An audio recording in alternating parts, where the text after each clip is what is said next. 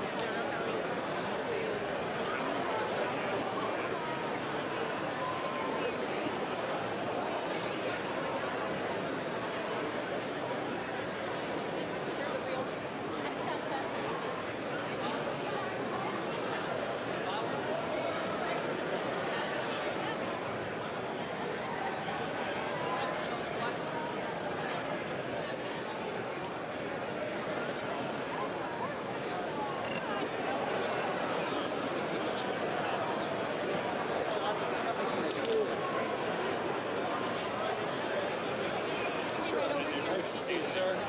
Good to see you. Yes, good to see you.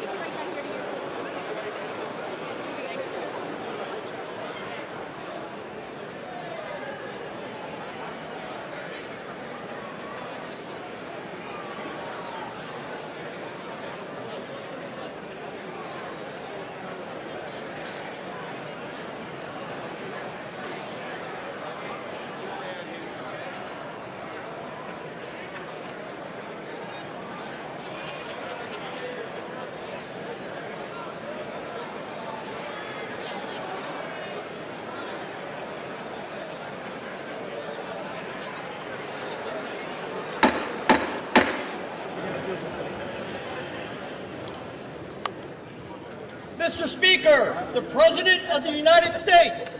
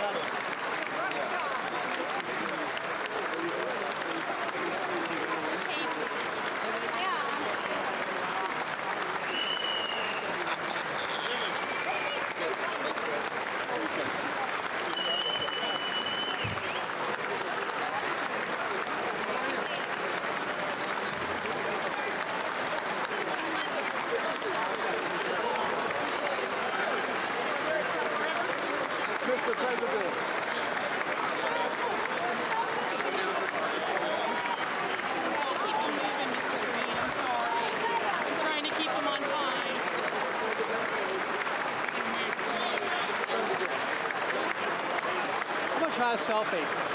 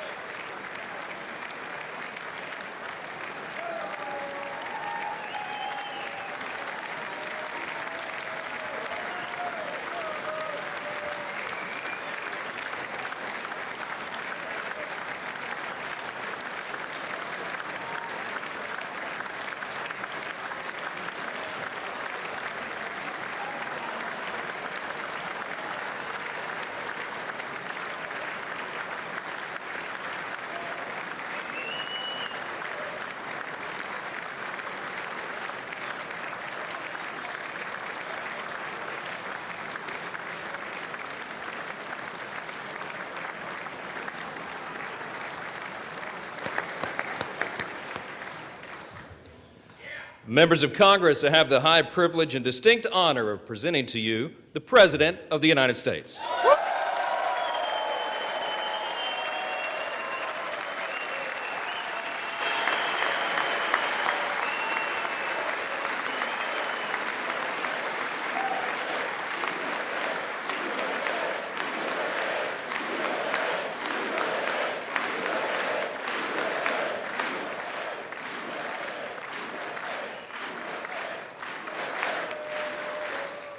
Well, thank you very much, everybody. It's really an honor.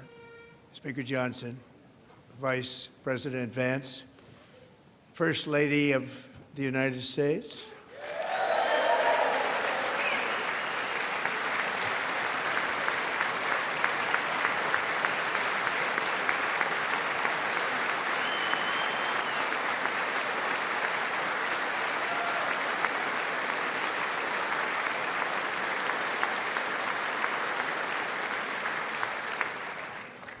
Second Lady of the United States.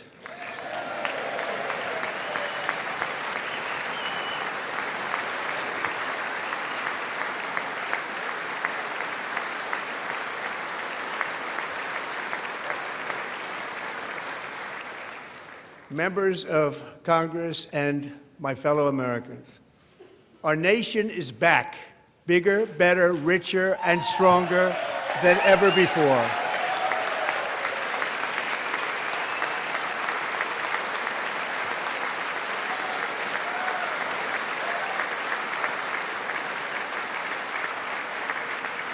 Less than 5 months from now, our country will celebrate an epic milestone in American history, the 250th anniversary of our glorious American independence. This July 4th, we will mark 2.5 centuries of liberty and triumph, progress and freedom in the most incredible and exceptional nation ever to exist on the face of the earth. And you've seen nothing yet. We're going to do better and better and better. This is the golden age of America.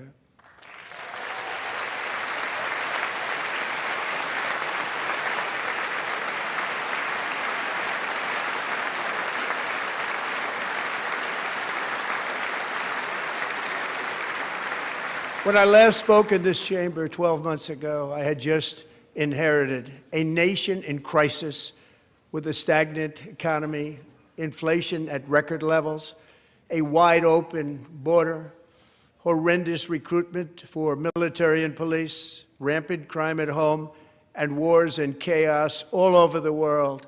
But tonight, after just 1 year, I can say with dignity and pride that we have achieved a transformation like no one has ever seen before, and a turnaround for the ages. It is indeed a turnaround for the ages.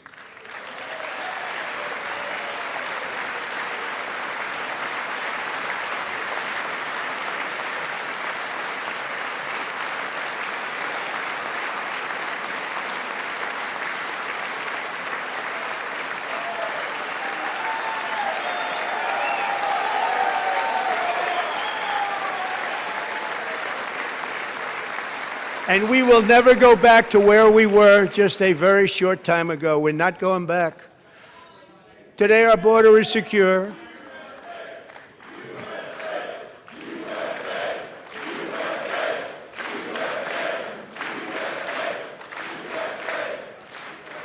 Thank you.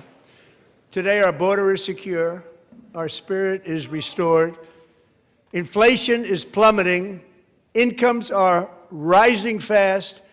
The roaring economy is roaring like never before, and our enemies are scared, our military and police are stacked, and America is respected again, perhaps like never before.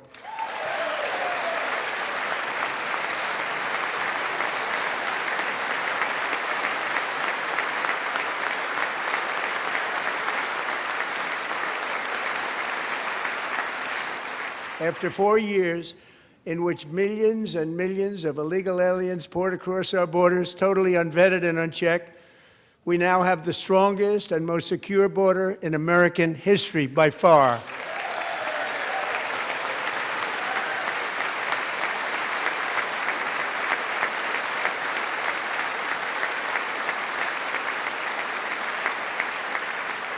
In the past 9 months, 0 illegal aliens have been admitted to the United States.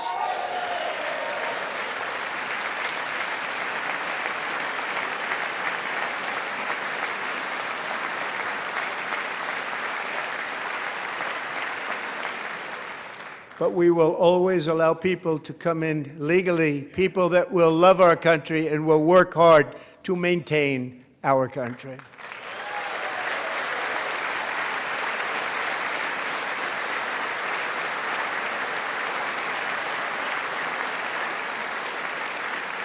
The flow of deadly fentanyl across our border is down by a record 56% in 1 year.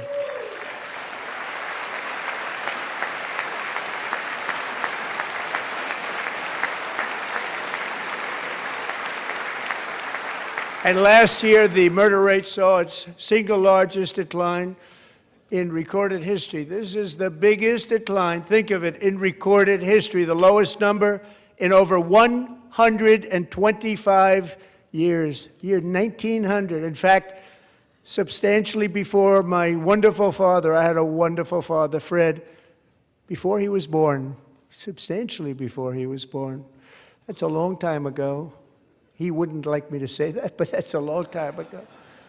The Biden administration and its allies in Congress gave us the worst inflation in the history of our country. But in 12 months, my administration has driven core inflation down to the lowest level in more than 5 years. And in the last 3 months of 2025, it was down to 1.7%.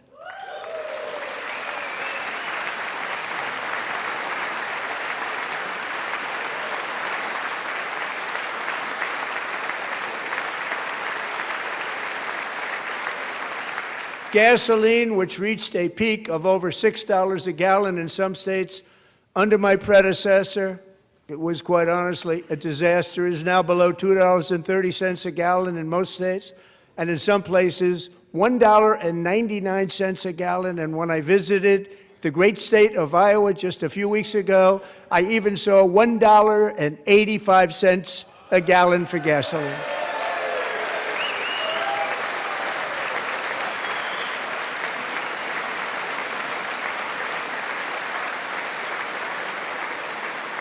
Mortgage rates are the lowest in 4 years and falling fast, and the annual cost of a typical new mortgage is down almost $5,000 just since I took office. 1 year. And low interest rates will solve the Biden-created housing problem while at the same time protecting the values of those people who already own a house that really feel rich for the first time in their lives. We want to protect those values. We want to keep those values up. We're going to do both.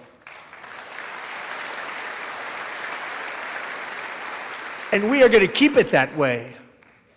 The stock market has set 53 all-time record highs since the election. Think of that, 1 year. Boosting pensions, 401ks, and retirement accounts for the millions and millions of Americans. They're all gaining. Everybody's up, way up. In 4 long years, the last administration got less than $1 trillion in new investment in the United States. And when I say less, substantially less. In 12 months, I secured commitments for more than $18 trillion pouring in from all over the globe.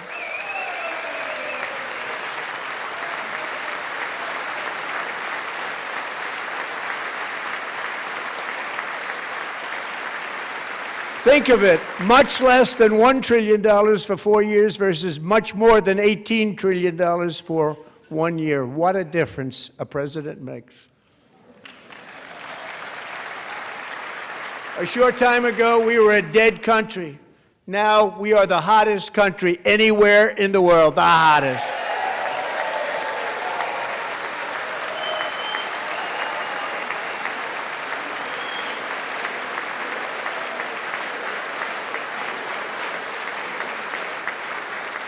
As thousands of new businesses are forming and factories, plants, and laboratories are being built, we have added 70,000 new construction jobs in just a very short period of time. It's getting bigger and bigger and stronger. Nobody can believe what they're watching. American oil production is up by more than 600,000 barrels a day, and we just received from our new friend and partner, Venezuela, more than 80 million barrels of oil.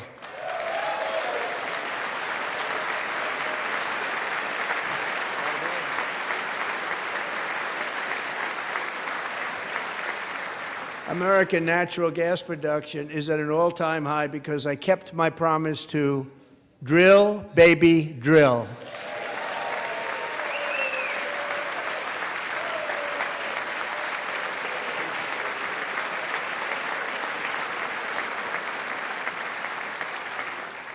More Americans are working today than at any time in the history of our country. Think about that. Any time in the history of our country, more working today. And 100% of all jobs created under my administration have been in the private sector.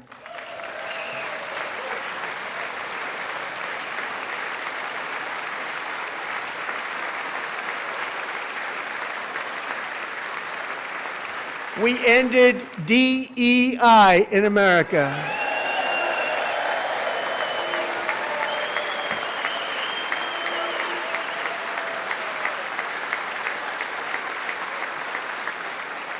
We cut a record number of job-killing regulations, and in 1 year we have lifted 2.4 million Americans, a record, off of food stamps.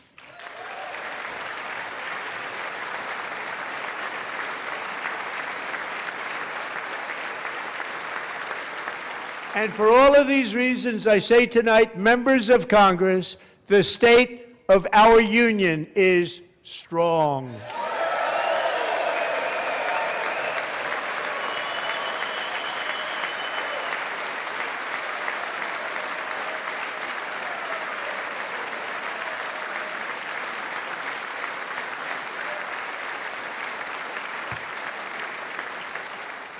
Our country is winning again. In fact, we're winning so much that we really don't know what to do about it.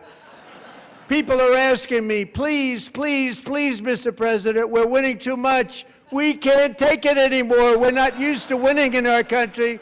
Until you came along, we're just always losing, but now we're winning too much. And I say, no, no, no, you're going to win again. You're going to win big. You're going to win bigger than ever. And to prove that point, here with us tonight is a group of winners who just made the entire nation proud. The men's gold medal Olympic hockey team. Come on in.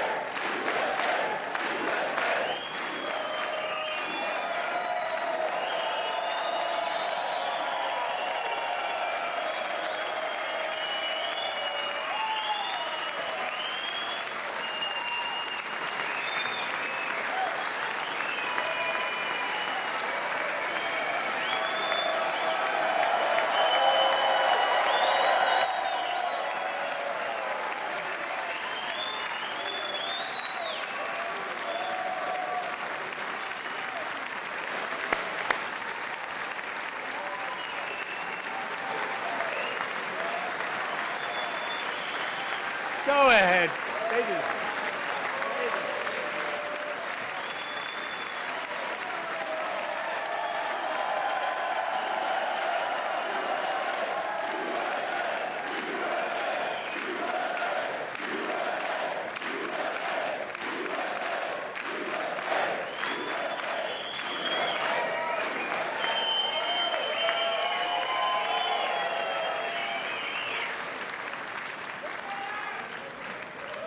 That's the first time I've ever seen them get up.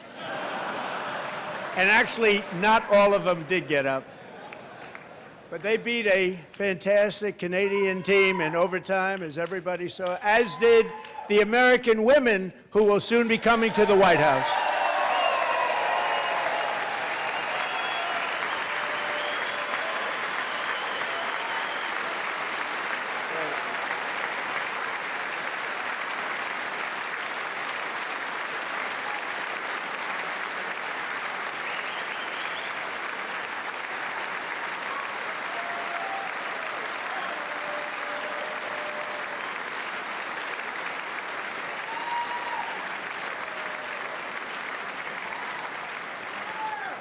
They were in the Oval Office before.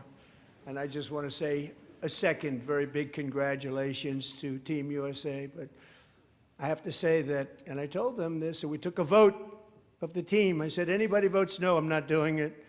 So they stood there, and they weren't about to say no, because I've never seen a goaltender play as well as goalie Connor Hellebuyck.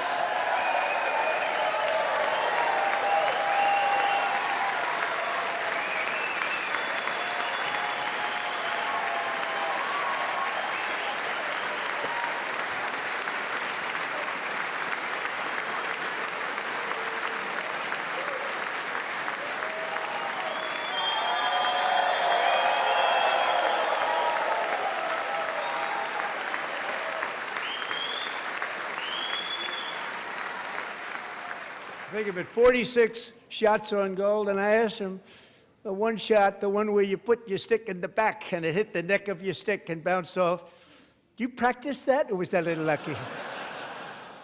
He refused to answer that question. But I just want to tell you that the members of this great hockey squad will be very happy to hear, based on their vote and my vote, and in this case my vote was more important, that I will soon be presenting Connor with our highest civilian honor, which we will be given and which has been given to many athletes over the years.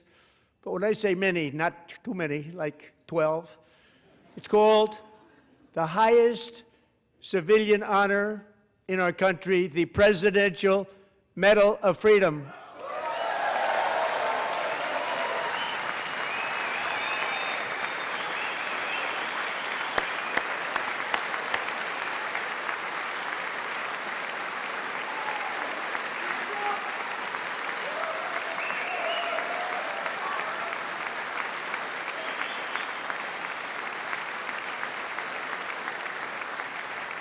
Great athletes have gotten that, very great, the best, and I thought he deserved it. And I did take a vote, every single one of them. I said, I'm not giving it if anybody goes no, and every single one of them rapidly put up their hand. So I want to thank you all. What a special job you did. What special champions you are. Thank you very much.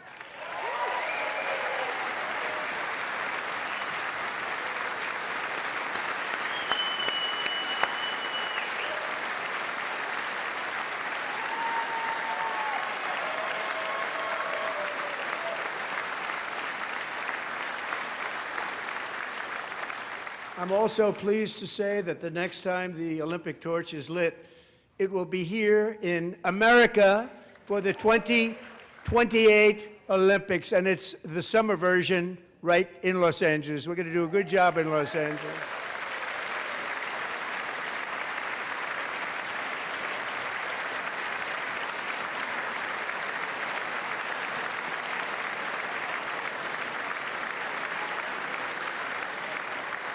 And Los Angeles is going to be safe, just like Washington, D.C. is now one of the safest cities in the country.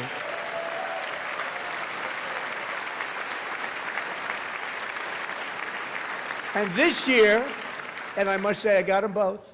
I got them in my first term, and I was disappointed because I didn't think I'd be the president when this happened. But strange things took place.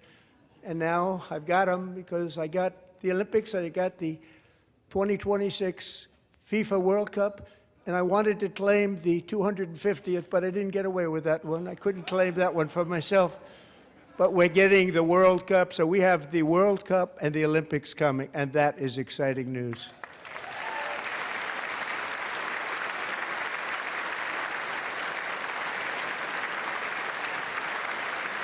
So this will be a year to celebrate our country and the heroes who have kept it free. Men like Buddy Taggart. At age 17, Buddy volunteered to defend America in World War II, serving in the Pacific under the great General Douglas MacArthur. He fought bravely in the famous Battle of Manila, worked so hard. He was badly wounded and almost killed by enemy machine guns in Luzon. And 81 years ago this month, he liberated the largest internment camp in the Philippines, one of the largest anywhere in the world. Buddy earned many honors, including a Purple Heart and a Bronze Star, came home, started a family, and tonight he is in the gallery looking forward to July 4th, 2026, his 100th birthday.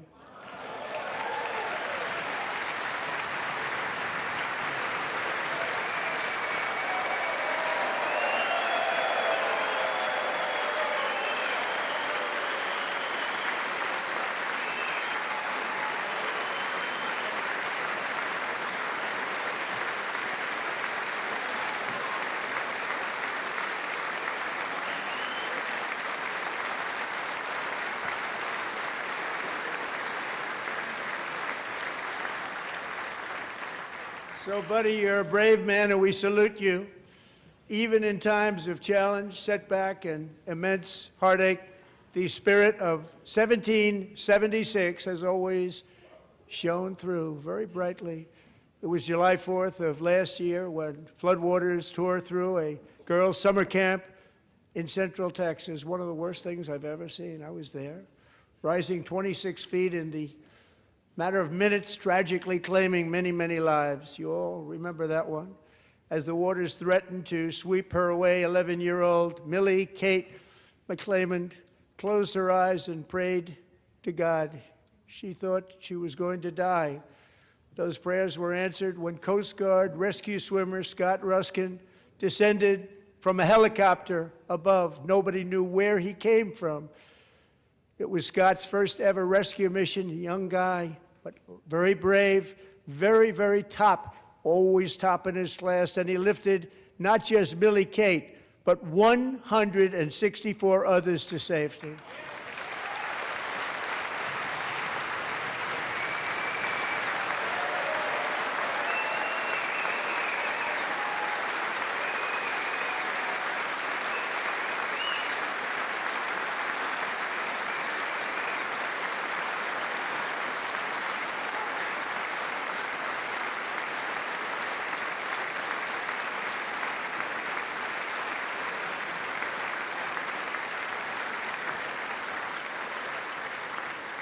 People watched Scott from a distance, and they couldn't believe what they were seeing. The winds were blowing, the rain was pouring, everything was going, and that rapid water, nobody's ever seen anything like it. They said, wow, that's something.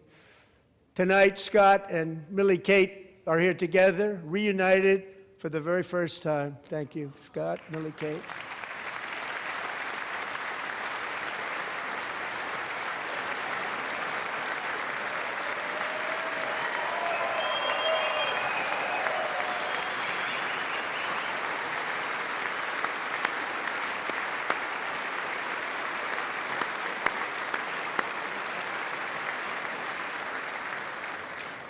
And Petty Officer Ruskin, I'm pleased to inform you that I am now awarding you the Legion of Merit for extraordinary heroism, which is what it was, extraordinary heroism. Thank you.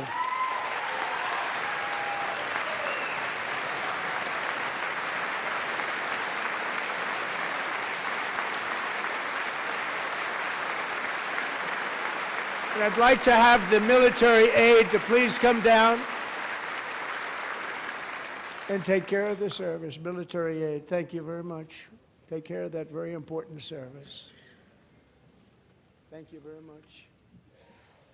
From 1776 to today, every generation of Americans has stepped forward to defend life, liberty, and the pursuit of happiness. And they're really doing it for the next generation.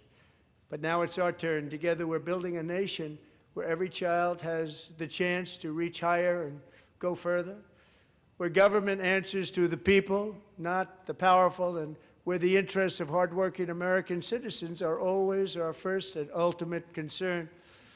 That is the debt we owe to the heroes who came before us, and that is the promise we must keep to America for our 250th year. Last year, I urged this Congress to begin the mission by passing the largest tax cuts in American history, and our Republican majorities delivered so beautifully. Thank you, Republicans.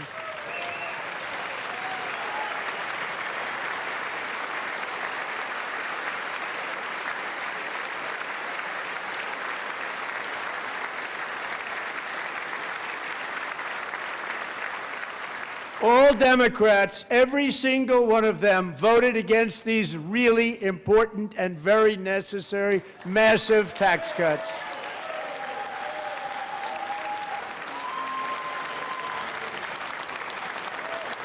They wanted large-scale tax increases to hurt the people instead. But we held strong, and with the great, big, beautiful bill, we gave you no tax on tips, no tax on overtime, and no tax on Social Security for our great seniors.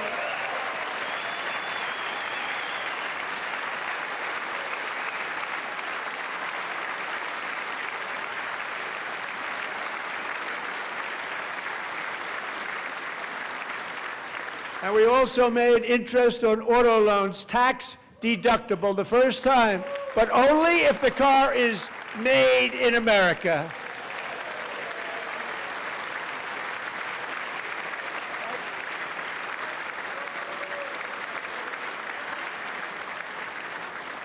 Recently in Pennsylvania, I met Megan Hemhauser, a devoted mom who's homeschools her children, beautiful, 2 children, during the day while waiting tables at night as her husband works overtime operating very heavy equipment. Megan is here this evening, and she's happy to tell you that she is so much richer because with no tax on tips, no tax on overtime, and her expanded child tax credit done again by Republicans, Megan and her husband will take home more than $5,000 extra just for the year, cutting her tax bill in more than half.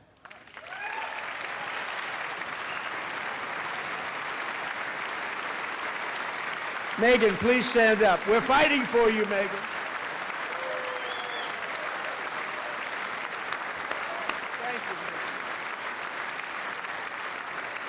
Thank you, Megan.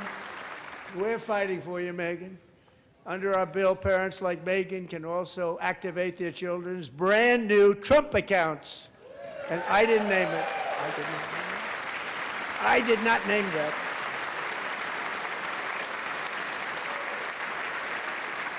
Nobody believes me, but I did not name it. It was named by a very tall man sitting right there in the third row. Nice man, a good man. Tax-free investment accounts for every American child. This is something that's so special and has taken off and gone through the roof. Millions will be pre-funded courtesy of the U.S. Treasury and private individuals like Michael and Susan Dell, who have donated $6.25 billion to fund the Trump accounts for 25 million American children. They're great people.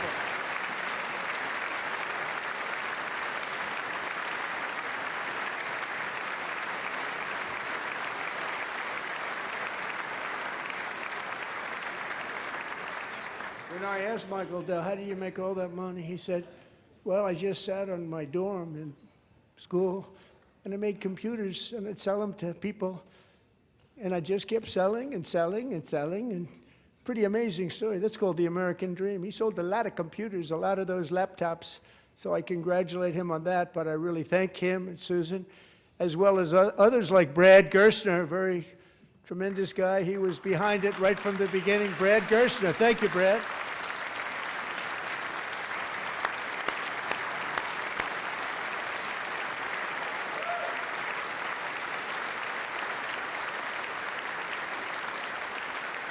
So with modest additional contributions, these young people's accounts could grow to over $100,000 or more by the time they turn 18. Think of it, how much money is that for somebody that started with nothing? Over 100,000, could be much more than that.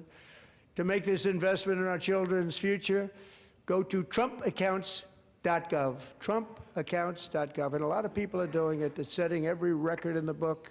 It's popular. They knew what it was going to take. I'm so proud of them. I'm so proud of the people that got it started. And now it's just taken off. One of the primary reasons for our country's stunning economic turnaround, the biggest in history, where the Dow Jones broke 50,000 4 years ahead of schedule, and the S&P hit 7,000, where it wasn't supposed to do it for many years were tariffs. I used these tariffs, took in hundreds of billions of dollars to make great deals for our country, both economically and on a national security basis. Everything was working well. Countries that were ripping us off for decades are now paying us hundreds of billions of dollars. They were ripping us so badly, you all know that. Everybody knows it. Even the Democrats know it. They just don't want to say it. And yet these countries are now happy, and so are we. We made deals. The deals are all done. And they're happy. They're not making money like they used to, but we're making a lot of money. There was no inflation, tremendous growth, and the big story was how Donald Trump called the economy correctly, and 22 Nobel Prize winners in economics didn't. They got it totally wrong. They got it really wrong. And then just 4 days ago, an unfortunate ruling from the United States Supreme Court. It just came down. It came down. Very unfortunate ruling.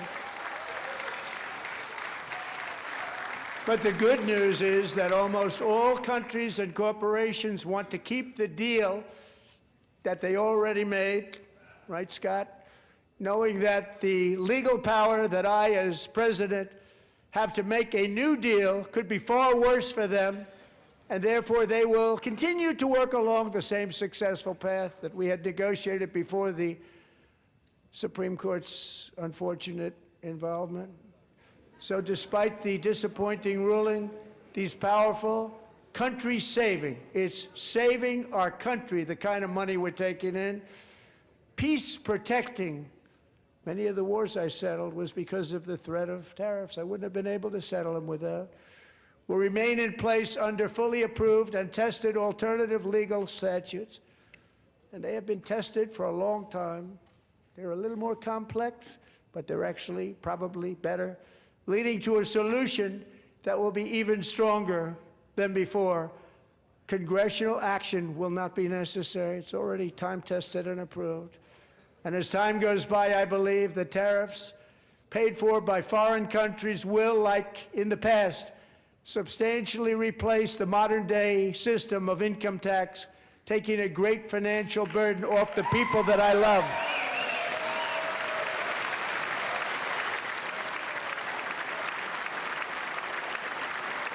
Right?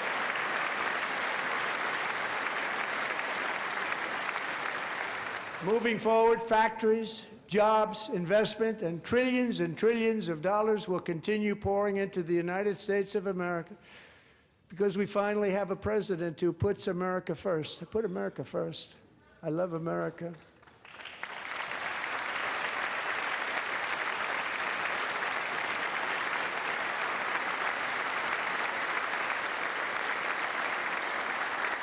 For decades before I came along, we had the exact opposite. From trade to healthcare, from energy to immigration, everything was stolen and rigged in order to drain the wealth out of the productive, hardworking people who make our country great, who make our country run. Under Biden and his corrupt partners in Congress and beyond, it reached a breaking point with the Green New scam, open borders for everyone. They poured in by the millions and millions from prisons, from mental institutions. They were murderers, 11,888 murders. They came into our country. You allowed that to happen. And record-setting inflation that cost the typical family $34,000 in just a speck of time. Now the same people in this chamber who voted for those disasters suddenly use the word affordability, a word, they just used it. Somebody gave it to them, knowing full well that they caused and created the increased prices that all of our citizens had to endure. You caused that problem. You caused that problem.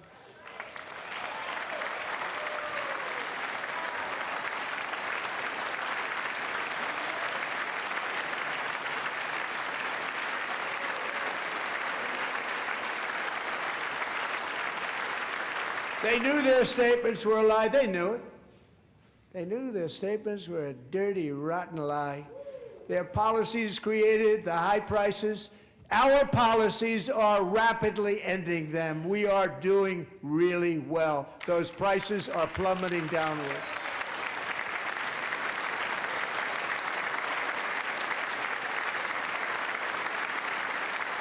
The price of eggs is down 60%. Madam Secretary, thank you. The cost of chicken, butter, fruit, hotels, automobiles, rent is lower today than when I took office by a lot. And even beef, which was very high, is starting to come down significantly. Just hold on a little while. We're getting it down. And soon you will see numbers that few people would think were possible to achieve just a short time ago. Nobody can believe when they see the kind of numbers, and especially energy, when they see energy going down to numbers like that, they cannot believe it. It's like another big tax cut. I'm also confronting one of the biggest ripoffs of our times, the crushing cost of health care caused by you.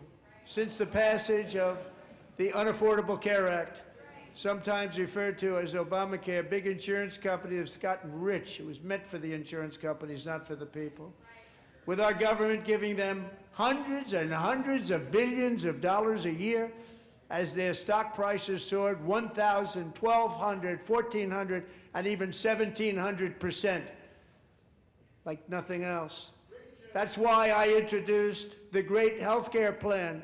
I want to stop all payments to big insurance companies and instead give that money directly to the people so they can buy their own health care, which will be better health care at a much lower cost.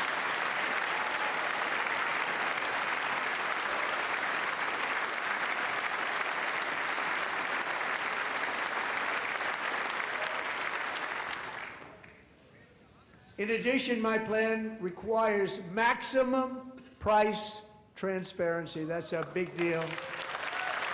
Sounds so simple, so big. And I did that in my first term, and the Democrats immediately terminated it with full knowledge that they were doing a very bad thing for the people. Costs were going to go way up, and that's what happened, and now I'm bringing them way down on health care and everything else.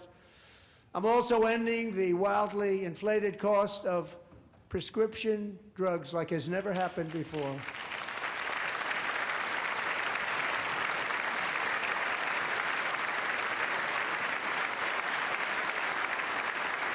Other presidents tried to do it, but they never could. They tried. Most didn't try, actually. But they tried. They said they tried. They couldn't do it. They didn't even come close. They were all talk and no action, but I got it done. Under my just enacted most favored nation agreements, Americans who have for decades paid by far the highest prices of any nation anywhere in the world for prescription drugs will now pay the lowest price anywhere in the world for drugs. Anywhere, the lowest price.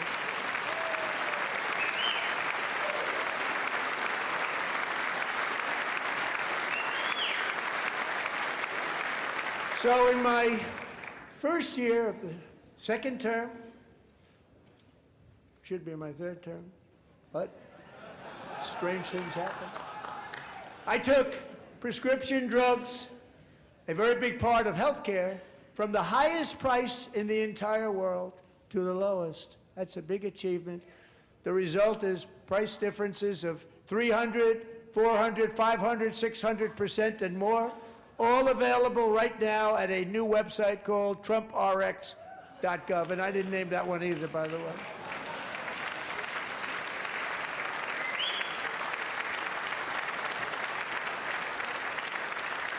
And here tonight is the very first customer ever to get that big discount, and it is big, Catherine Rayner. For 5 years, she and her husband have struggled with infertility, and they turned to IVF.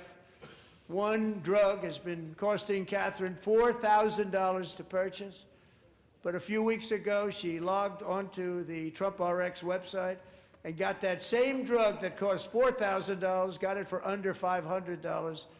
A reduction of much more, actually, than $3,500.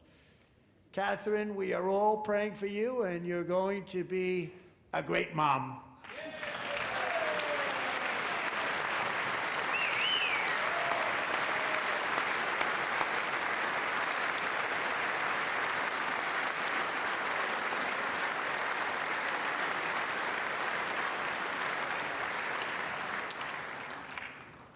So now I'm calling on Congress to codify my most favored nation program into law. Now, the one thing, I'm not sure it matters because it's going to be very hard for somebody that comes along after me to say, let's raise drug prices by 700 or 800%.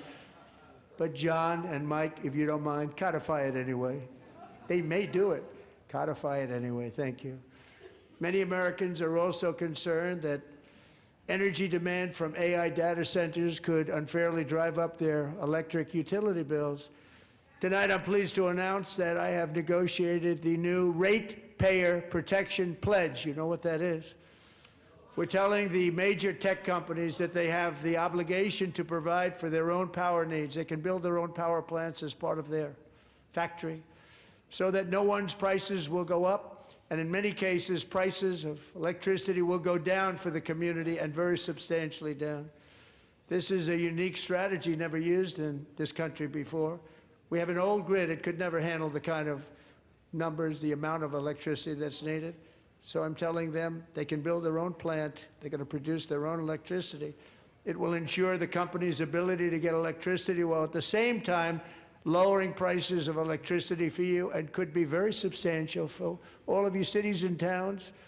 You're going to see some good things happen over the next number of years.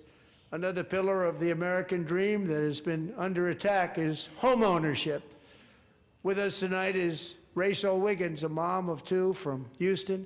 She placed bids on 20 homes and lost all of those bids to gigantic investment firms that bypassed inspection, paid all cash, and turned those houses into rentals, stealing away her American dream. She was devastated. Stories like this are why last month I signed executive order to ban large Wall Street investment firms from buying up in the thousands single-family homes.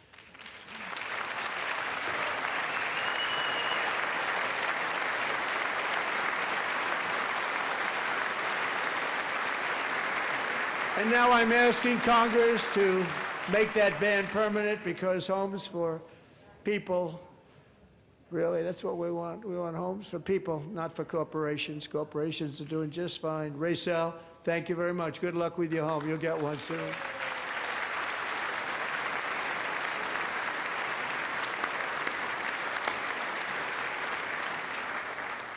We're also working to make it easier for Americans to save for retirement.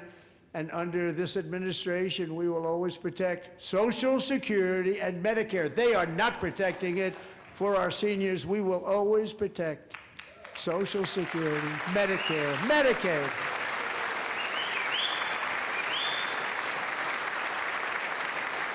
Since I took office, the typical 401k balance is up by at least $30,000. That's a lot of money.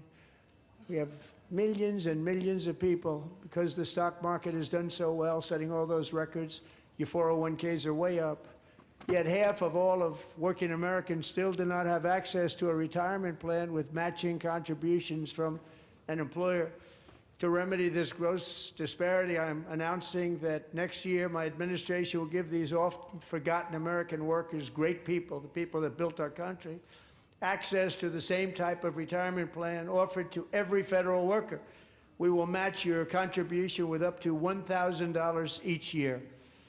As we ensure that all Americans can profit from a rising stock market, let's also ensure that members of Congress cannot corruptly profit from using insider information.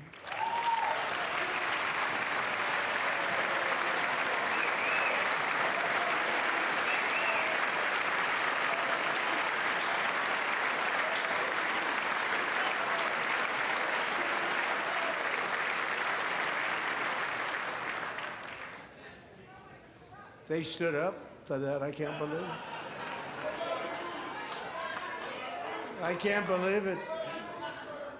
Did Nancy Pelosi stand up if she's here?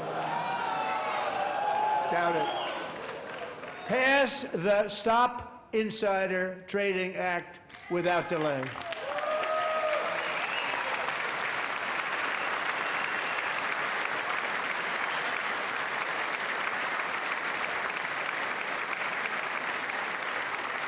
I wasn't sure if anybody even on this side was going to applaud for that. I'm very impressed. Thank you. I'm very impressed. But when it comes to the corruption that is plundering, it's plundering America. There's been no more stunning example than Minnesota, where members of the Somali community have pillaged an estimated $19 billion from the American taxpayer. Oh, we have all the information. And in actuality, the number is much higher than that. And California, Massachusetts, Maine, and many other states are even worse. This is the kind of corruption that shreds the fabric of a nation, and we are working on it like you wouldn't believe. So tonight, although started 4 months ago, I am officially announcing the war on fraud to be led by our great Vice President, J.D. Vance.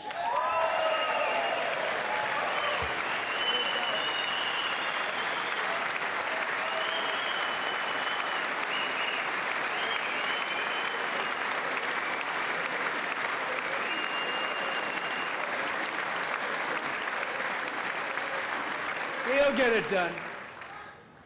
And if we're able to find enough of that fraud, we will actually have a balanced budget overnight. It'll go very quickly. That's the kind of money you're talking about. We'll balance our budget. The Somali pirates who ransacked Minnesota remind us that there are large parts of the world where bribery, corruption, and lawlessness are the norm, not the exception.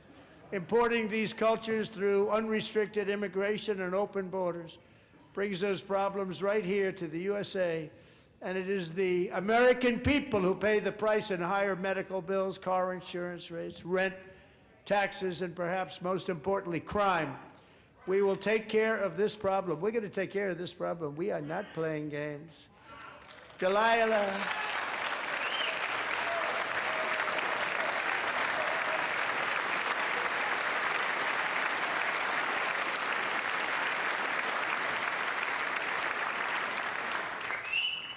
Delilah Coleman was only 5 years old in June 2024 when a 18-wheel tractor trailer plowed into her stopped car traveling at 60 miles an hour or more.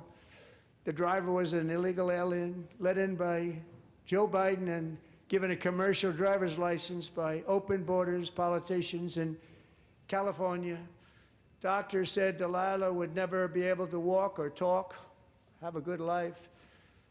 She wouldn't even be able to eat again.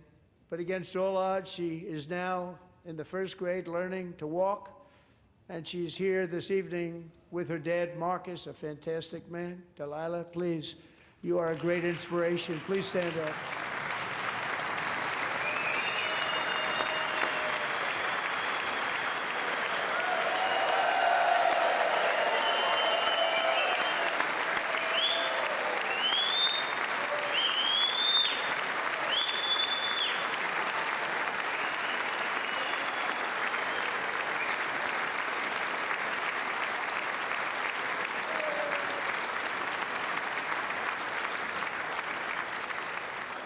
Thank you, Delilah.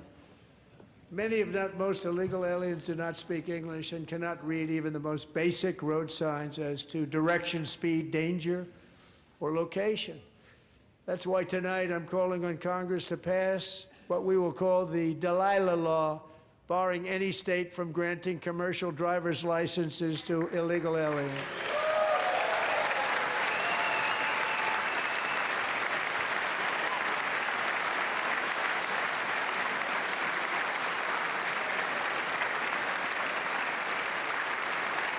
And yesterday, as you probably saw at the White House, I hosted a ceremony with Americans who lost their treasured loved ones to the scourge of illegal immigration. People came into our country, how we allowed this to happen with our open borders. These are the angel moms and families that for decades our government betrayed and our media totally ignored. It was terrible. Hard to believe, actually. In 2023, a 16-year-old high school cheerleader named Elizabeth Medina was supposed to perform in her town's Christmas parade, but she never arrived. Her mother, Jacqueline, went home to look for her, and she found her lying dead in a bathtub bleeding profusely after being stabbed 25 times. Lizbeth's killer was a previously arrested illegal alien who had broken in and brutally extinguished the brightest light in her family's life, violently and viciously. Her heartbroken mother is in the gallery to remind everyone in this chamber exactly why we are deporting illegal alien criminals to our country at record numbers, and we're getting them the hell out of here fast. We don't want them.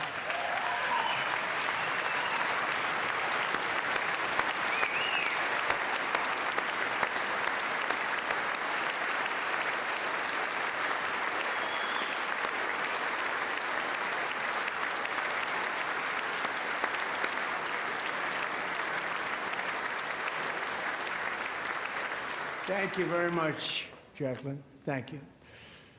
We can never forget that many in this room not only allowed the border invasion to happen before I got involved, but indeed they would do it all over again if they ever had the chance. If they ever got elected, they would open up those borders to some of the worst criminals anywhere in the world. The only thing standing between Americans and a wide open border right now is President Donald J. Trump and our great Republican patriots in Congress. Thank you. Thank you.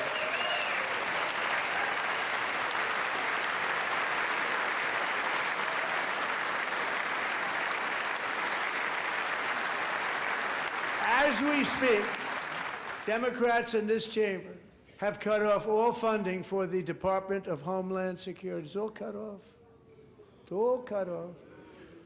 They have instituted another Democrat shutdown, the first one costing us 2 points on GDP. 2 points we lost on GDP, which probably made them quite happy, actually. Now they have closed the agency responsible for protecting Americans from terrorists and murderers. Tonight I'm demanding the full and immediate restoration of all funding for the border security, homeland security of the United States, and also for helping people clean up their snow. We have no money because of the Democrats, and it would be nice, we'd love to give you a hand at cleaning it up, but you gave no money. Nobody's getting paid. It's a shame. So you have to think about it. We have, in case you didn't know, a pretty large snowstorm out there. One of the great things about the State of the Union is how it gives Americans the chance to see clearly what their representatives really believe. So tonight I'm inviting every legislature to join with my administration in reaffirming a fundamental principle. If you agree with this statement, then stand up and show your support. The first duty of the American government is to protect American citizens, not illegal aliens.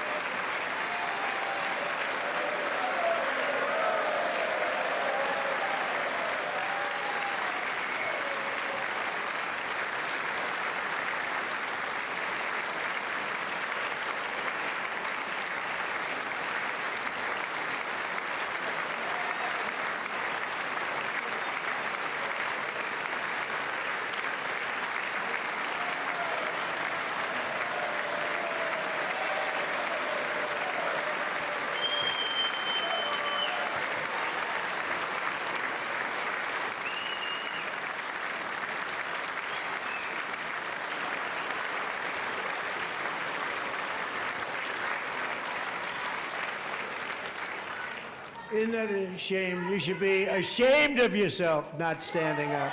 You should be ashamed of yourself. That is why I'm also asking you to end deadly sanctuary cities that protect the criminals and enact serious penalties for public officials who block the removal of criminal aliens. In many cases, drug lords, murderers all over our country, they're blocking the removal of these people out of our country, and you should be ashamed of yourself.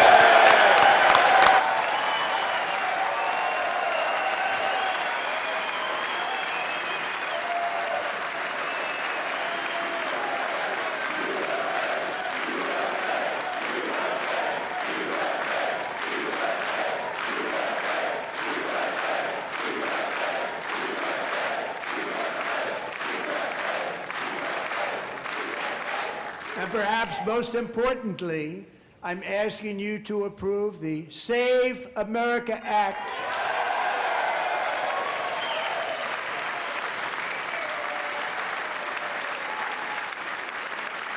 To stop illegal aliens and others who are unpermitted persons from voting in our sacred American elections. That cheating is rampant in our elections. It's rampant.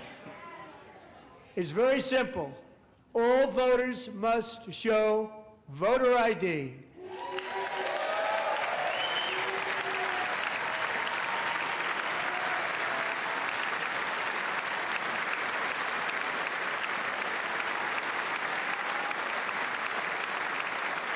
All voters must show proof of citizenship in order to vote.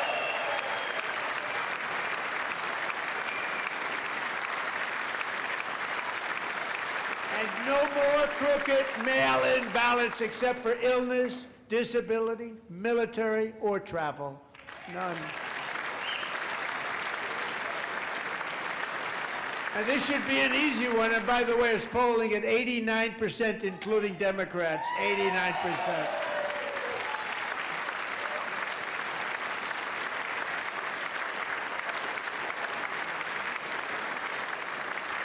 And even the new communist mayor of New York City, I think he's a nice guy, actually.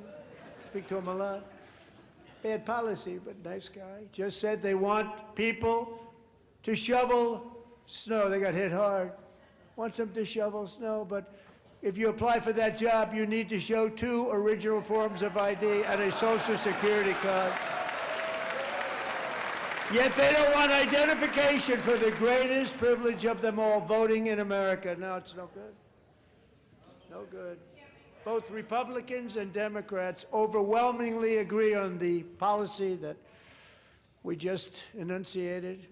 And Congress should unite and enact this common sense, country-saving legislation right now, and it should be before anything else happens.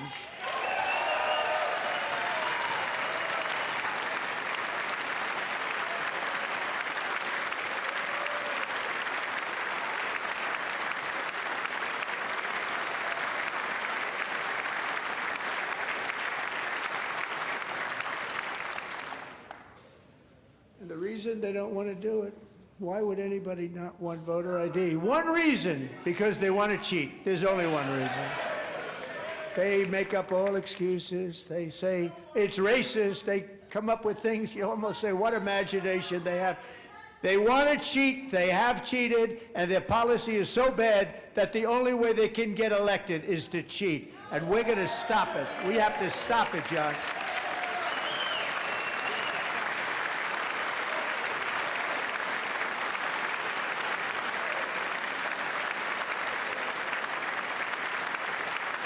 And here is one more opportunity to show common sense in government.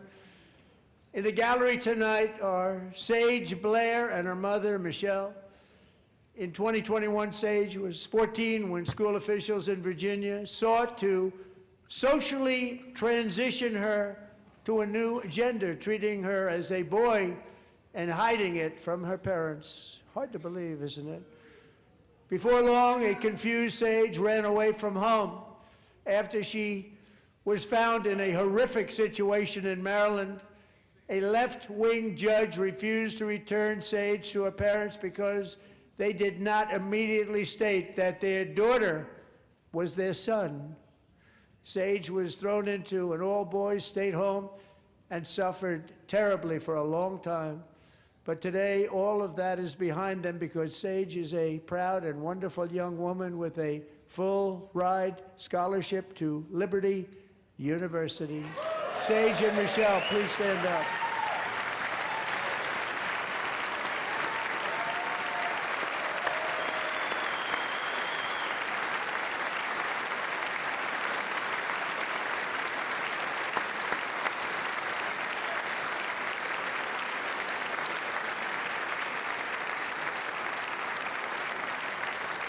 And thank you for your great bravery. And who can believe that we're even speaking about things like this?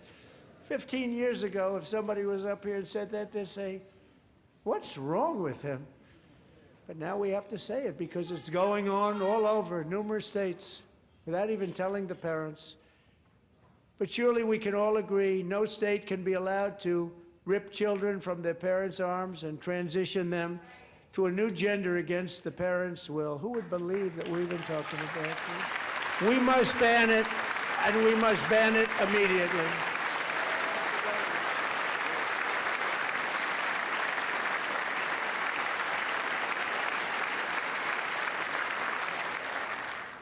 Look, nobody stands up. These people are crazy, I'm telling you. They're crazy.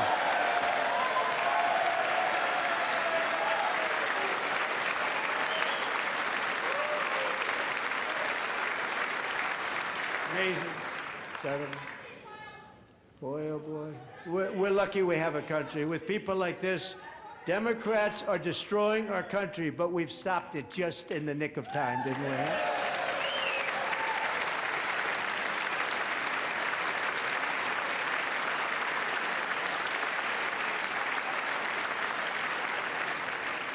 No one cares more about protecting America's youth than our wonderful First Lady, now a movie star. She's a movie star. Can you believe it? Who would have believed that? Over the past year, she has had an incredible impact championing AI legislation, advancing a landmark executive order on foster care, and helping secure $30 million to launch the Melania Trump Foster Youth to Independence Initiative. It's a tremendous, really a tremendous thing that happened and had a lot of bipartisan support. She gets much better bipartisan support than I do. I get none, she gets a lot. Someday you're gonna have to tell me how you did that. And students and educators in every state have joined the First Lady's efforts in the presidential AI challenge, keeping America's next generation positioned to succeed and strongly succeed in the future. Tonight, we welcome two young people whose lives reflect the First Lady's impact, Sierra Burns and Everest Nevermont. Thank you both, and Melania, thank you. I know how hard you worked on it. Thank you very much.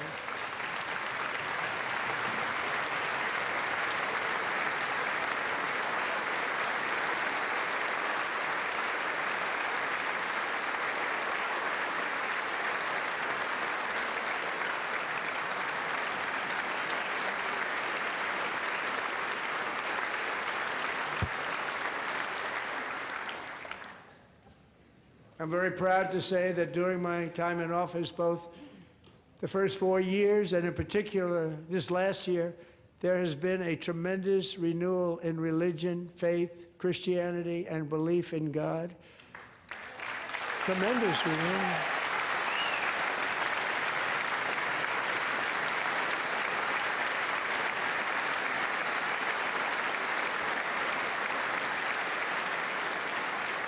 This is especially true among young people, and a big part of that had to do with my great friend, Charlie Kirk, a great guy, great man.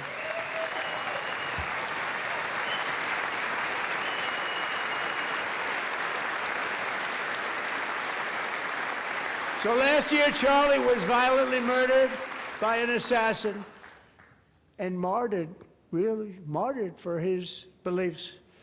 His wonderful wife, Erica, is with us tonight. Erica, please stand.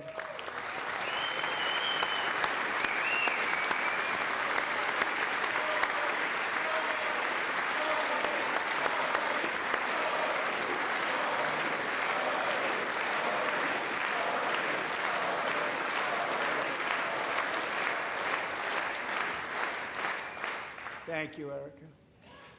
Been through a lot. In Charlie's memory, we must all come together to reaffirm that America is one nation under God, and we must totally reject political violence of any kind.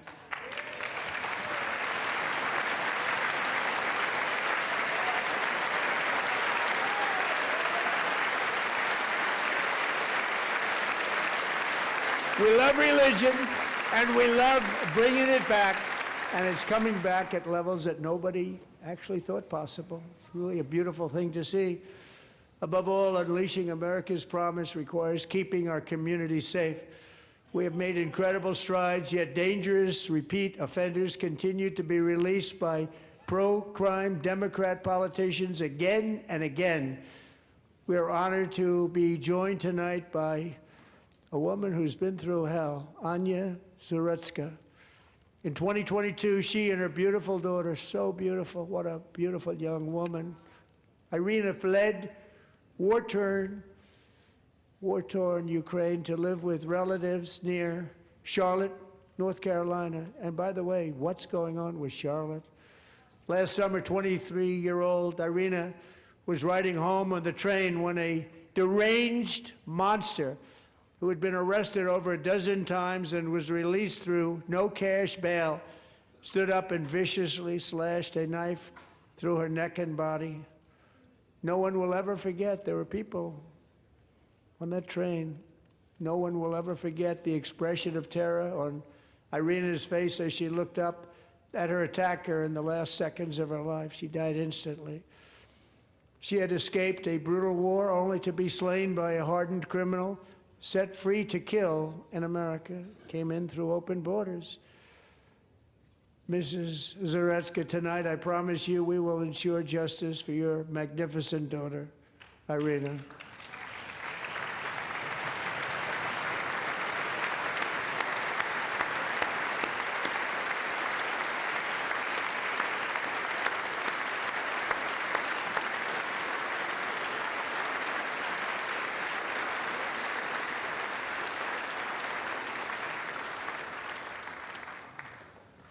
How do you not stand? How do you not stand? I'm asking this Congress to pass tough legislation to ensure that violent and dangerous repeat offenders are put behind bars, and importantly, that they stay there.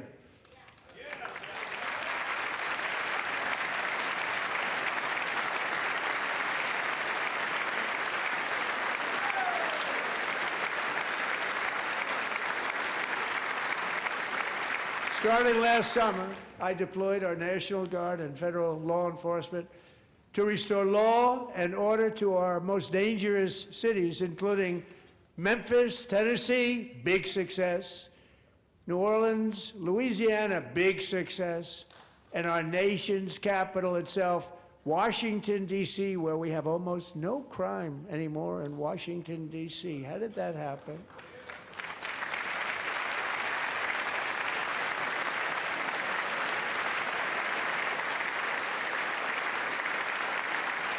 In fact, crime in Washington is now at the lowest level ever recorded, and murders in D.C. this January were down close to 100% from a year ago.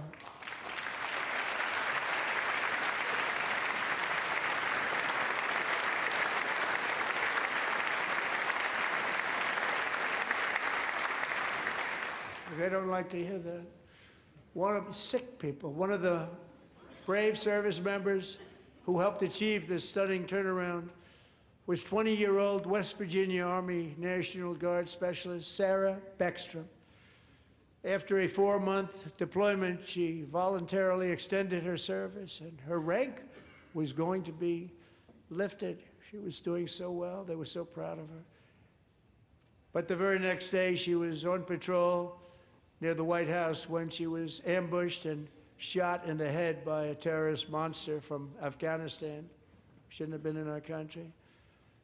And all because she wore the uniform of our nation, she was shot.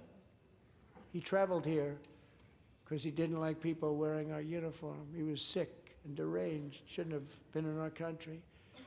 Sarah Beckstrom died in order to defend our capital, and we are honored to be joined by her wonderful parents, Gary and Eva Lee. Your daughter was a true American patriot, and she will be greatly missed. She was a great person. I saw reports on her. They've never seen anything like it.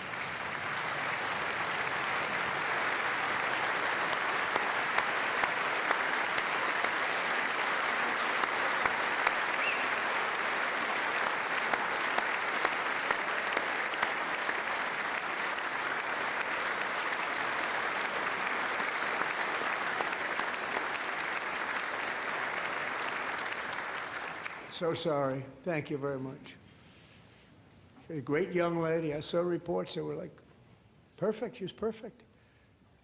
Serving alongside Sarah that day was Staff Sergeant Andrew Wolf. The terrorist shot Andrew in the head, and no one thought he could possibly make it. The two of them, Sarah and Andrew, both shot violently in the head. Neither was expected to make it. They weren't even given a chance, except his wonderful mother, named Melody, who I spoke to the same night, and she was so positive.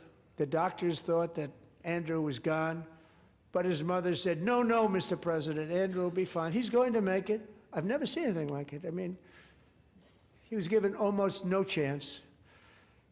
She said, I have no doubt, sir, he's going to be okay. This was a conversation that I had with her that night, with her son laying helplessly in bed, blood all over. Everybody is praying, she said, sir, he will be okay. The doctors didn't understand what she was saying, and after looking at the results of the damage done, neither did I. She was so strong and conclusive that even Andrew's great father felt she didn't really understand the gravity of the situation. But she turned out to be right. Right, Melody? She turned out to be right.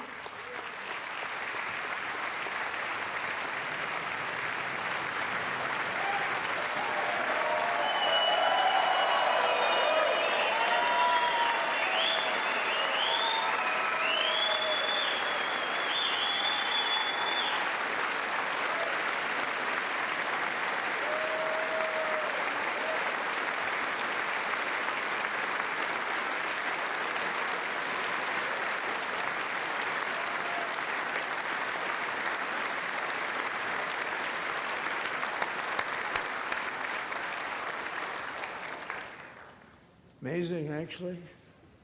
I said, where does this woman come from? She's the most positive person I've ever met.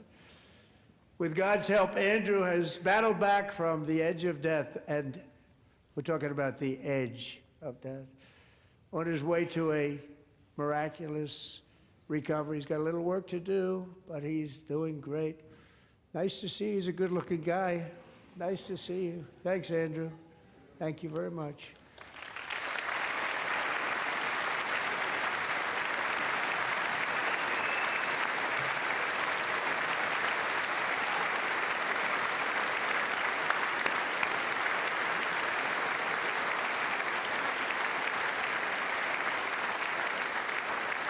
So, Andrew, while you're up, now I'm going to ask a highly respected General James Seward to present Staff Sergeant Andrew Wolf and the great family of Sarah Beckstrom with the award created by our late, great President George Washington himself. It's called the Purple Heart.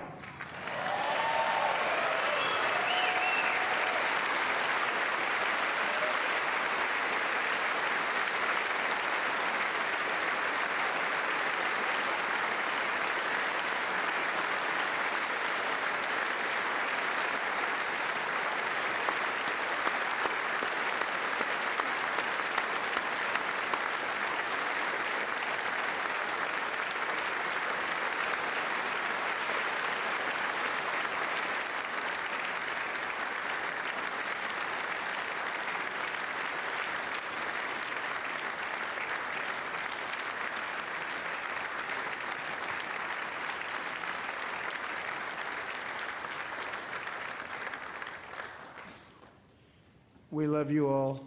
Love you. We're proudly restoring safety for Americans at home, and we are also restoring security for Americans abroad. Our country has never been stronger. My first 10 months, I ended 8 wars, including Cambodia. Isn't it funny? Sick people. Cambodia and Thailand, Pakistan and India would have been a nuclear war. 35 million people said the Prime Minister of Pakistan would have died if it were not for my involvement. Kosovo and Serbia, Israel and Iran, Egypt and Ethiopia, Armenia and Azerbaijan, the Congo and Rwanda, and of course the war in Gaza, which proceeds at a very low level. It's just about there. And I want to thank Steve Witkoff and Jared Kushner for your help. Thank you, Steve. Thank you, Jared.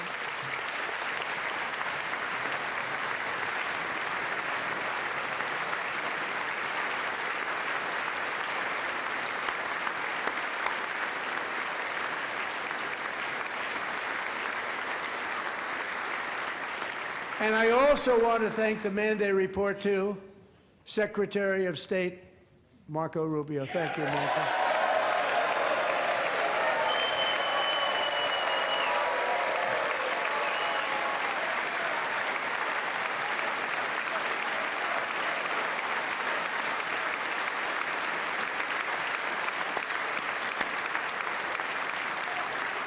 People like you.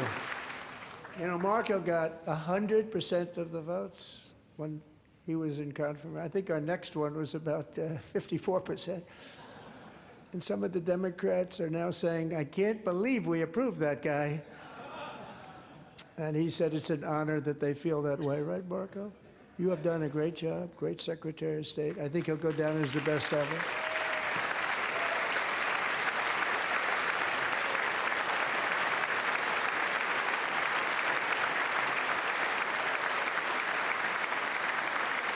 Under the ceasefire I negotiated, every single hostage, both living and dead, has been returned home. Can you believe that?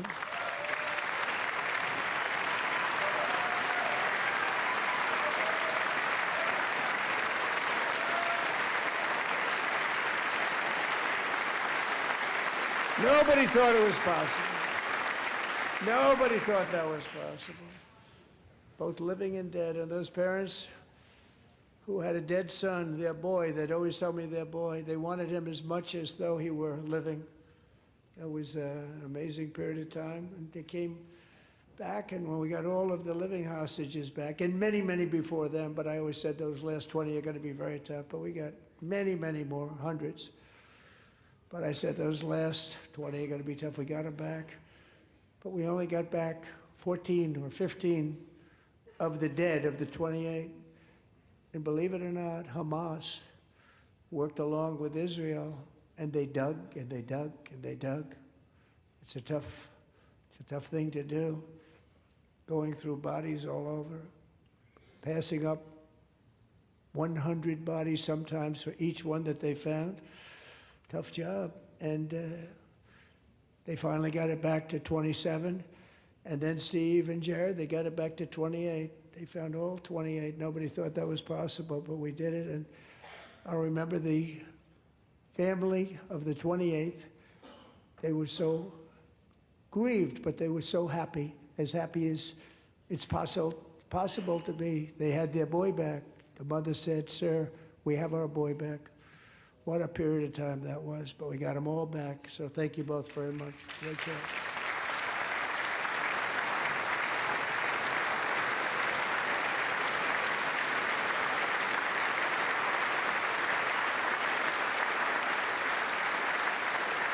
And we're working very hard to end the 9th war, the killing and slaughter between Russia and Ukraine, where 25,000 soldiers are dying each and every month. Think of that, 25,000 soldiers are dying a month.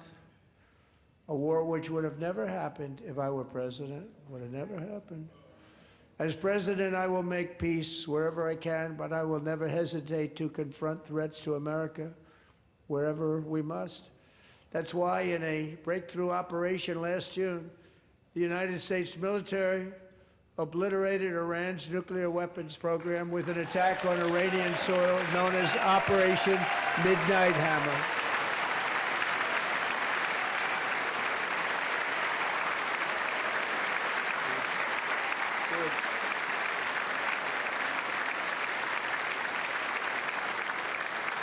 For decades, it had been the policy of the United States never to allow Iran to obtain a nuclear weapon.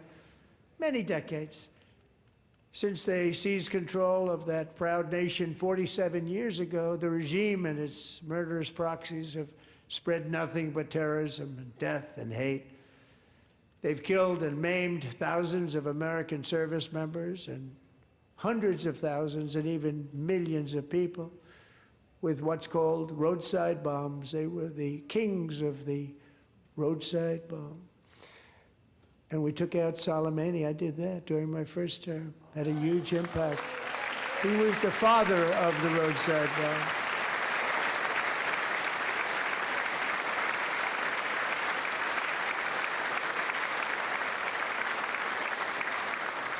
And just over the last couple of months with the protests, they've killed at least, it looks like 32,000 protests, 32,000 protesters in their own country.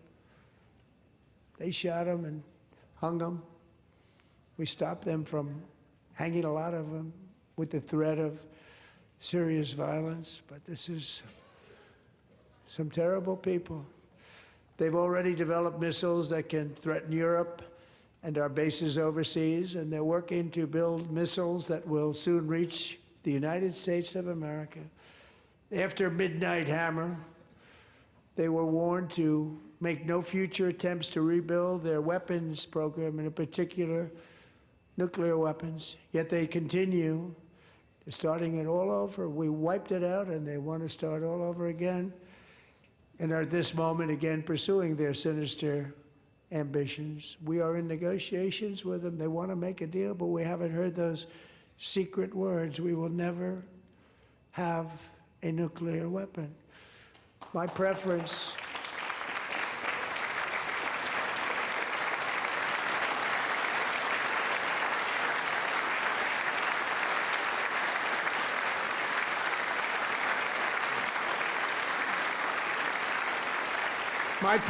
is to solve this problem through diplomacy.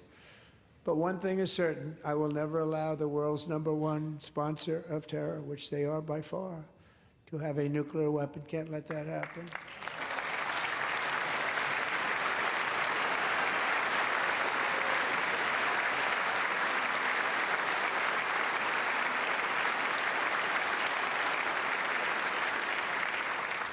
And no nation should ever doubt America's resolve.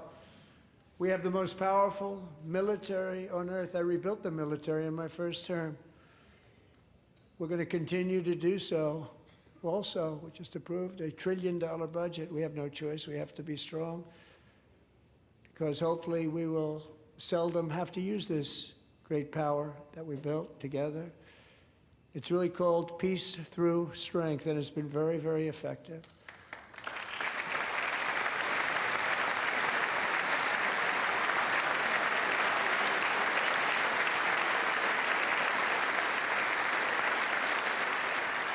So thanks to Republicans in Congress, we're investing that record number of dollars, have no choice, in the United States Armed Forces.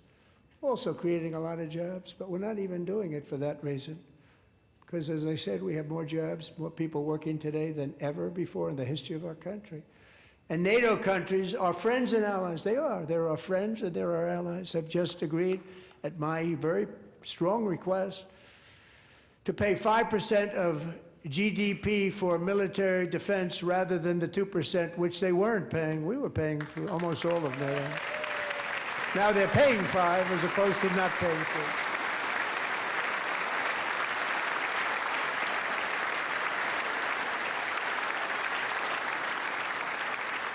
And getting that 5% was something which everyone said would never be done, could not happen. We got it really easily with one meeting. And big difference between 2% that's not paid. We were paying the freight of many of them. Very few were paid up. Now 5%, then they're paid. And everything we send over to Ukraine is sent through NATO, and they pay us in full. They pay us totally in full. Every branch of our armed forces is setting records for recruitment. This is so exciting. And every service member recently.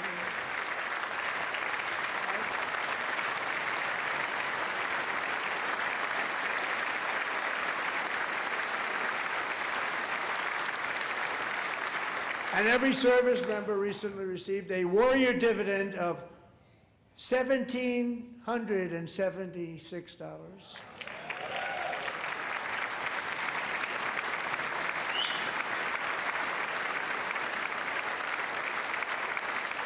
You know, they put it on my desk. We got the money from tariffs and other things, a lot of money we have. We have much more money than people understand. Have to rebuild that program a little bit, but it won't take long. But we got the money, and it was $1,775, and they wanted my approval. And I said, what's the number? $1,775. I said, wait a minute, for one more dollar, we can have $1,776. It's going to... I said, we're going to figure that. I never asked anybody if we could afford it. One more dollar, I said $1,776. And I said, that's good. And I'll tell you what, our military, that was 4 months ago, our military, I never see a person in the military that doesn't thank me for it, so we're honored to do it. They deserve it. And we call it 1776. It was great. And we love our military. We love our law enforcement. We love our firemen. You know, the firemen don't get mentioned enough. We love our firemen. We're also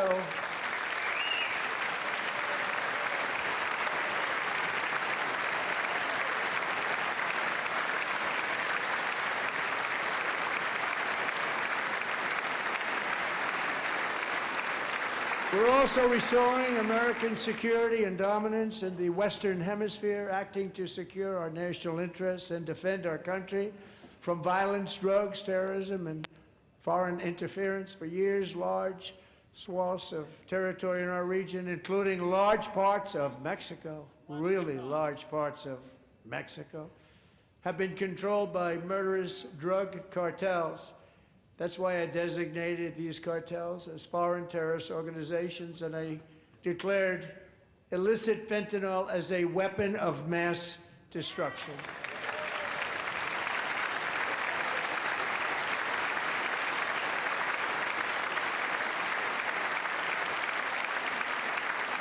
And with our new military campaign, we have stopped record amounts of drugs coming into our country and virtually stopped it completely coming in by water or sea. You probably noticed that. We very seriously damaged their fishing industry also. Nobody wants to go fishing anymore. We've also taken down one of the most sinister cartel kingpins of all. You saw that yesterday. In January,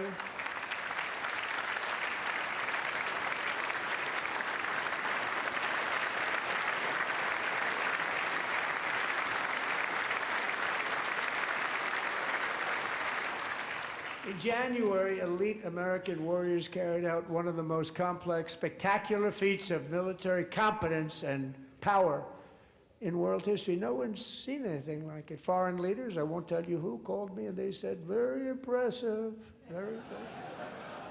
They couldn't believe, they all watched, they saw what happened. This is a different fighting force than we had years ago when we fought to tie. You know, it's a great fighting force. I'm so proud of it. Look at Space Force. Space Force is my baby, because we did that. My baby is becoming so important.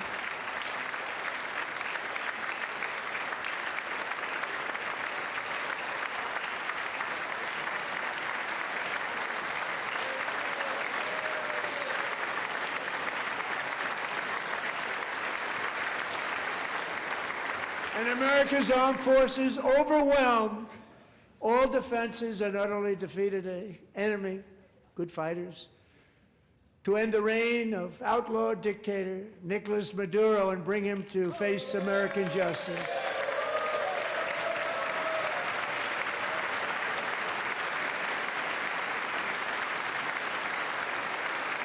And this was an absolutely colossal victory for the security of the United States, and it also opens up a bright new beginning for the people of Venezuela.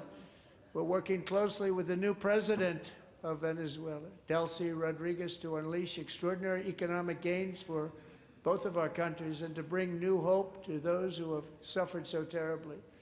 They really did suffer. With us tonight is Alejandro Gonzalez. She grew up in a tight-knit Venezuelan family and was especially close to her beloved Uncle Enrique, But after Enrique ran for office and opposed Maduro, he was kidnapped by Maduro's security forces and thrown into the regime's really infamous prison in Caracas. Alejandro feared she would never see her uncle again. She feared for her own life also.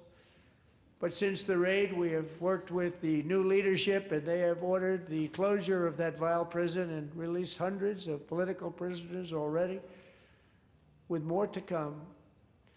Alejandro, I'm pleased to inform you that not only has your uncle been released, but he is here tonight. We brought him over to celebrate his freedom with you in person. Enrique, please come down.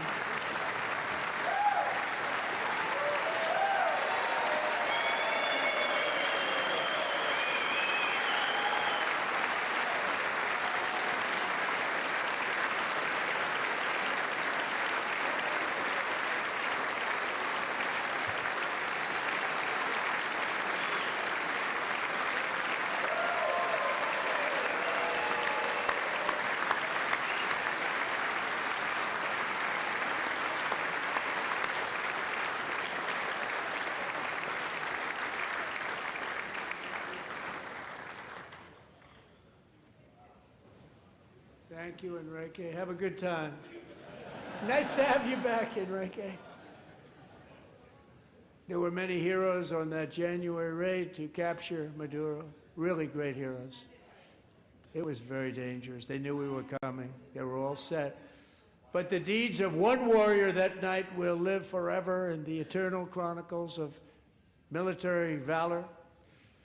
Chief Warrant Officer 5, Eric Slover, planned the mission and was the flight lead in the cockpit of the first helicopter, a big, beautiful, powerful helicopter. It was a massive Chinook carrying, as you can imagine, many, many American warfighters. Wearing the dog tags his wife Amy had blessed with holy water before he left. She knew it was going to be a rough one. Eric steered the Chinook under the cover of night and descended swiftly upon Maduro's heavily protected military fortress. This was a major military installation, protected by thousands of soldiers and guarded by Russian and Chinese military technology. How did that work out? Not too good. While preparing to land, enemy machine guns fired from every angle, and Eric was hit very badly in the leg and hip, one bullet after another. He absorbed 4 agonizing shots, shredding his leg into numerous pieces.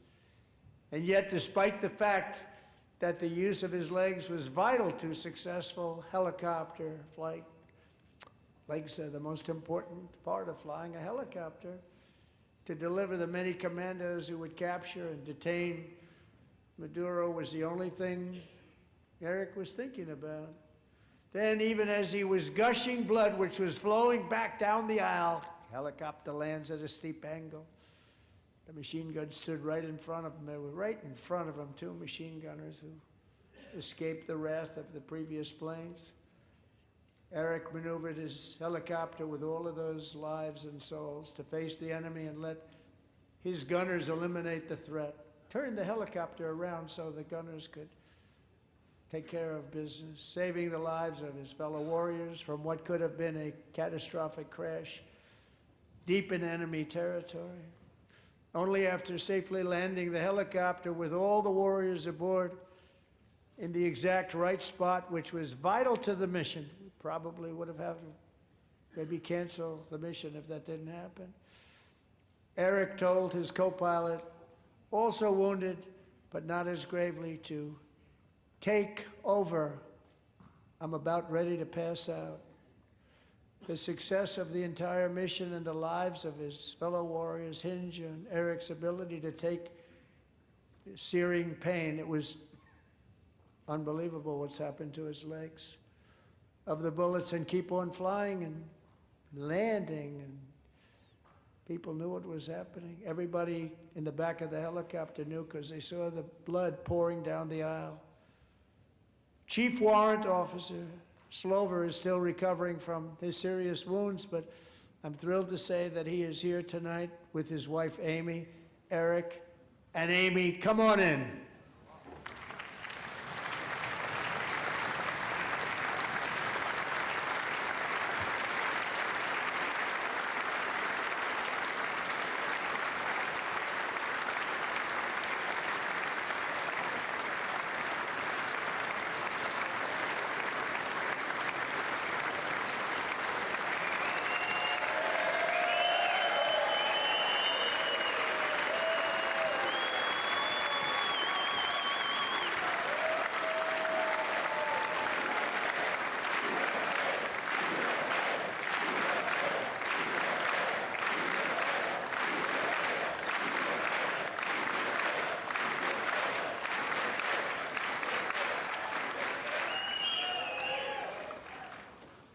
So we have a surprise for Eric and Amy. In recognition of Eric's actions above and beyond the call of duty, I would now like to ask General Jonathan Braga to present Chief Warrant Officer Slover with our nation's highest military award, the Congressional Medal of Honor.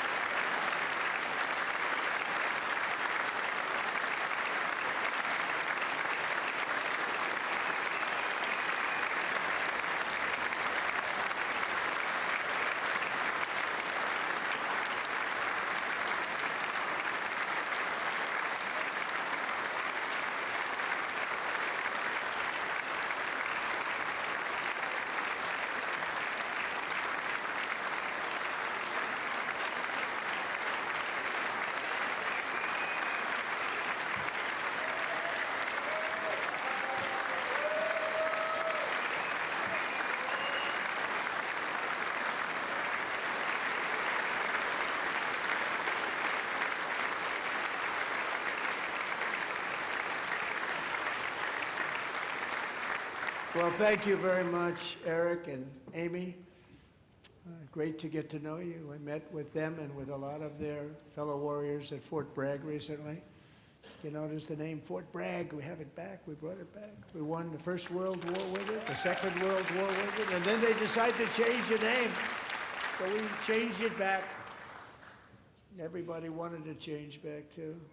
And 10 of Eric's fellow warriors from that incredible night of victory will also be receiving medals at a private ceremony that will soon be held at the White House. And Eric will be there. Thank you.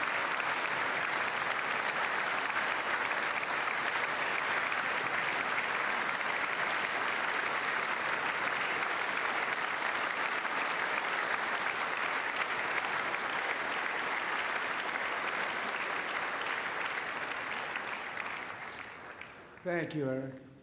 That's a big one. Tonight we've celebrated many truly extraordinary American patriots, but there is one last living legend to honor before we go.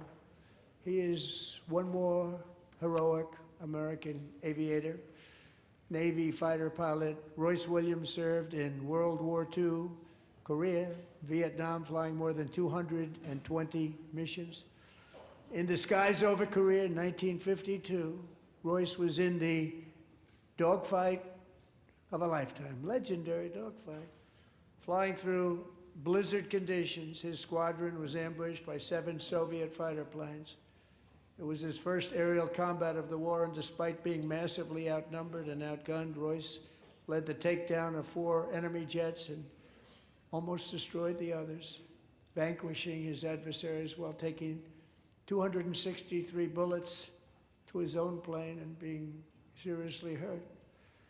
His story was secret for over 50 years. He didn't even want to tell his wife, but the legend grew and grew. But tonight, at 100 years old, this brave Navy captain is finally getting the recognition he deserves. He was a legend long before this evening. Royce, please stand up, and I will ask the First Lady of the United States to present Captain Royce Williams with his Congressional Medal of Honor.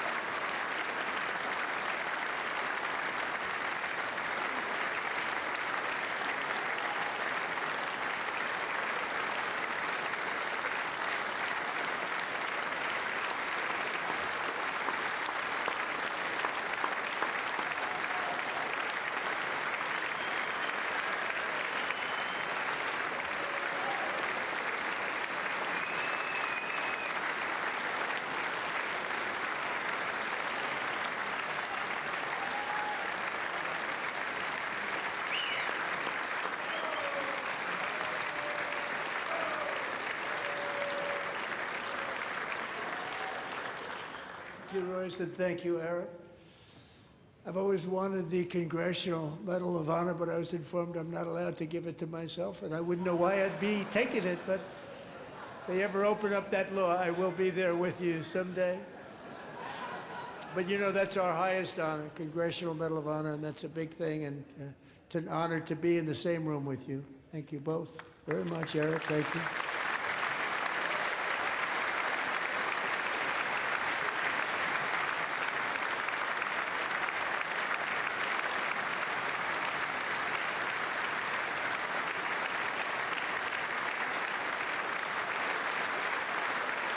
Thank you. 250 years is a long time in the life of a nation, but in another sense, it's really a mere moment in the eye of history. Two of the gentlemen we met in the gallery this evening took their first breaths 1 century ago, 100 years before that, on July 4th, 1826, the author of the Declaration of Independence, brilliant, Thomas Jefferson, drew his last breath. Just a single long human lifespan separates the giants who declared and won our independence from the heroes who stand among us tonight. Everything our nation has done, everything we have achieved, has been the work of those few great lifetimes. In those brief chapters, Americans built this nation from 13 humble colonies into the pinnacle of human civilization and human freedom, the strongest, wealthiest, most powerful, most successful nation in all of history. Americans ventured out across the daunting and dangerous continent. We carved paths through an unforgiving wilderness, settled a boundless frontier, and tamed the beautiful but very, very dangerous Wild West. From empty marshes and wide open plains, we raised up the world's greatest cities. Together, we mastered the world's mightiest industries and shattered history's monstrous tyrannies. And we liberated millions from the chains of fascism, communism, oppression, and terror. Americans lifted humanity into the skies on the wings of aluminum and steel. And then we launched mankind into the stars on rockets powered by sheer American will and unyielding American pride. We wired the globe with our ingenuity. We captivated the planet with American culture. And now we are pioneering the next great American breakthroughs that will change the entire world. All of this and so much more is the enduring legacy, unmatched glory of the hardworking patriots who built and defended this country and who still carry the hopes and freedoms on all of humanity's backs. For years they were forgotten, betrayed, and cast aside. But that great betrayal is over, and they will never be forgotten again. Because when the world needs courage, daring, vision, and inspiration, it is still turning to America. And when God needs a nation to work his miracles, he knows exactly who to ask. There is no challenge Americans cannot overcome, no frontier too vast for us to conquer, no dream too bold for us to chase, no horizon too distant for us to claim. For our destiny is written by the hand of providence, and these first 250 years were just the beginning. From the rugged border towns of Texas to the heartland villages of Michigan, from the sun-kissed shores of Florida to the endless fields of the Dakotas, and from the historic streets of Philadelphia to right here in our nation's capital, Washington, D.C., the golden age of America is upon us. The revolution that began in 1776 has not ended. It still continues because the flame of liberty and independence still burns in the heart of every American patriot. And our future will be bigger, better, brighter, bolder, and more glorious than ever before. Thank you, God bless you, and God bless America.